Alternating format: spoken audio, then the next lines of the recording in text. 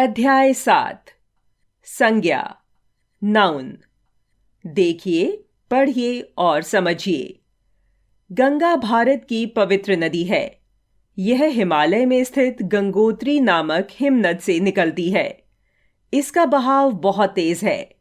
गंगा का जल पवित्र माना जाता है।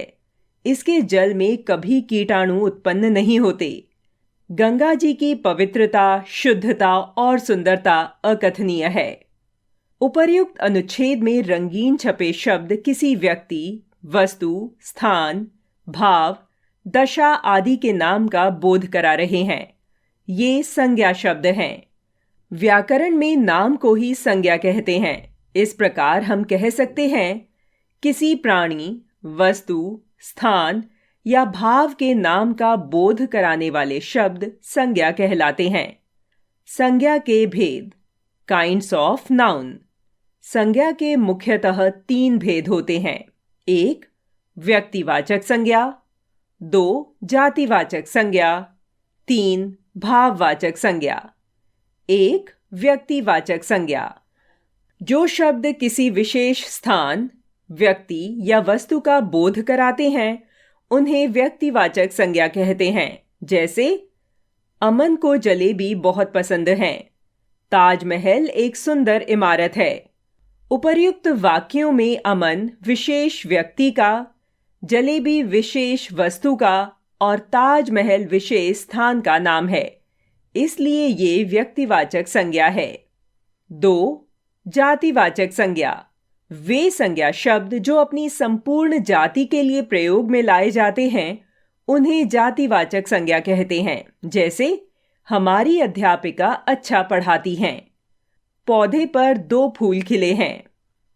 उपर्युक्त वाक्यों में अध्यापिका, पौधे तथा फूल विशेष प्राणी तथा वस्तु का बोध नहीं करा रहे हैं, बल्कि ये उनकी संपूर्ण जाति का बोध करा रहे हैं। अतः ये जातिवाचक संज्ञाएं हैं। 3 भाववाचक संज्ञा। जो शब्द भाव, अवस्था और स्थिति आदि का बोध कराते हैं उन्हें भाववाचक संज्ञा कहते हैं। जैसे जीत की खुशी में बच्चों ने ताली बजाई। बुढ़ापे के कारण उनसे चला नहीं जाता। उपर्युक्त वाक्यों में जीत, खुशी तथा बुढ़ापे शब्द न किसी जाति न किसी व्यक्ति के नाम हैं। ये स्थिति, भाव और अवस्था का बोध कराते हैं। अतः ये भाववाचक संज्ञा है। भाववाचक संज्ञा को केवल महसूस कर सकते हैं, उसे छू व देख नहीं सकते। भाववाचक संज्ञा की रचना, फॉर्मेशन ऑफ एब्स्ट्रैक्ट नाउन। भाववाचक संज्ञा निम्नलिखित प्रकार से बनाई जाती है। 1 जातिवाचक संज्ञा से भाववाचक संज्ञा की रचना। जातिवाचक संज्ञा, भाववाचक संज्ञा। अतिथि, आतिथ्य। मित्र, मित्रता, मैत्री। आदमी, आदमियत। नेता, नेतृत्व। नारी, नारित्व। शत्रु, शत्रुता।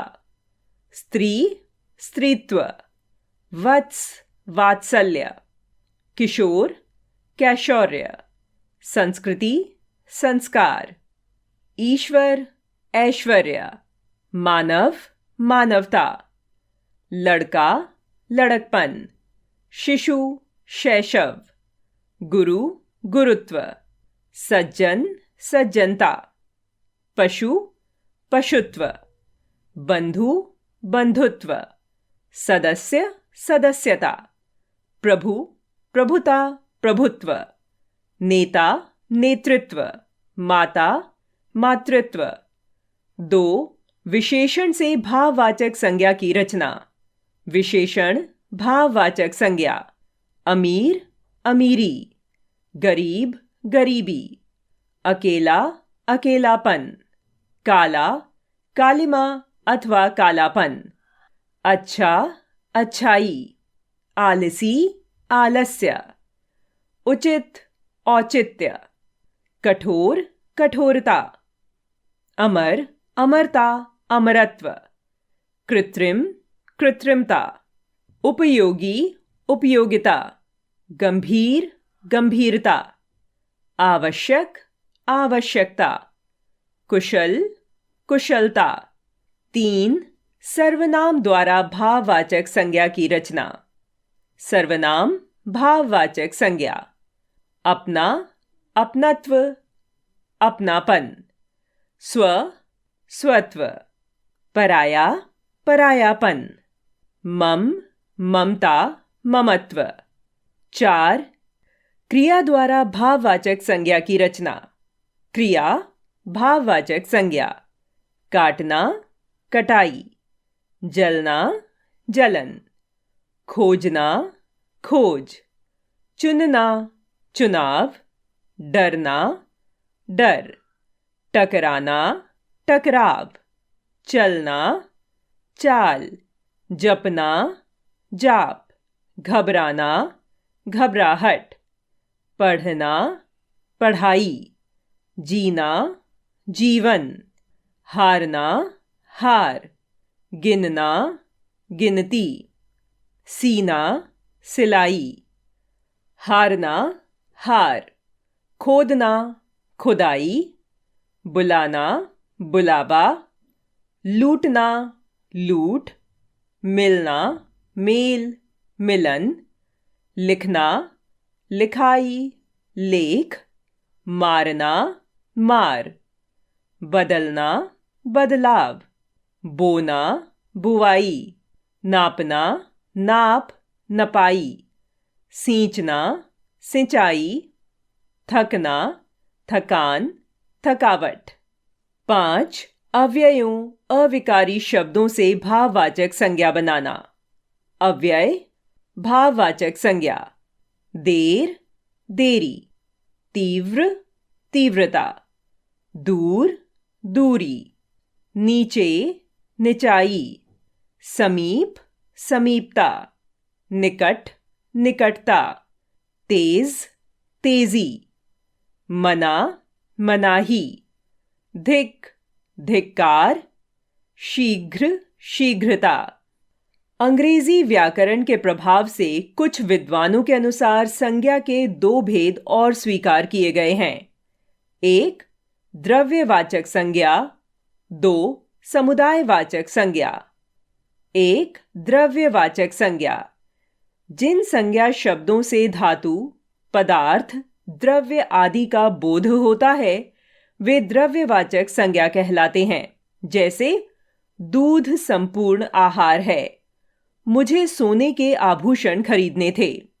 2. समुदायवाचक संज्ञा। जिन संज्ञा शब्दों से एक ही जाति के व्यक्तियों, प्राणियों, वस्तुओं आदि के समूह या समुदाय का बोध होता है वे समुदायवाचक संज्ञा कहलाते हैं। जैसे चौराहे पर भीड़ लगी है। मेरी कक्षा में 30 छात्र हैं। आओ दोहराएं। किसी प्राणी, वस्तु, स्थान या भाव के नाम का बोध कराने वाले शब्द संज्ञा कहलाते हैं। संज्ञा के मुख्यतः 3 भेद होते हैं: व्यक्तिवाचक, जातिवाचक तथा भाववाचक।